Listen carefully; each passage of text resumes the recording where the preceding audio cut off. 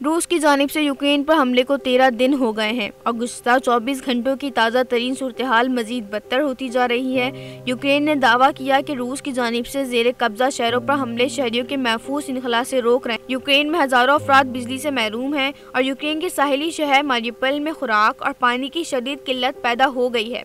रूस यूक्रेन के दरमियान अमन मुज़ाकरात का तीसरा दौर मामूली मुआहदे के बाद ख़त्म हो गया। अमेरिका, फ्रांस, जर्मनी और बरतानिया ने यूक्रेन पर रूस के गैर मुनसिफाना हमले के नतीजे में रूस पर मज़ीद पाबंदियां आयद करने के अज़म को दोहराया। रूस ने मगरबी पाबंदियों के रद्द-ए-अमल में यूरोप को कुदरती गैस की फराहमी रोकने की धमकी दी। अपने ताज़ा वीडियो खिताब में यूक्रेनी सदर व्लादिमीर ज़ेलेंस्की का कहना है कि वो जंग जीतने तक कीव में ही रहेंगे।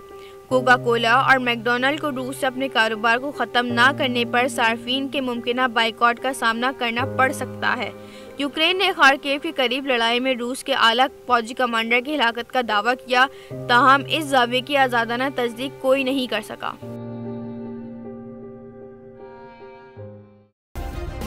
सब्सक्राइब करें और बेल दबाएं ताकि कोई खबर रह न जाए।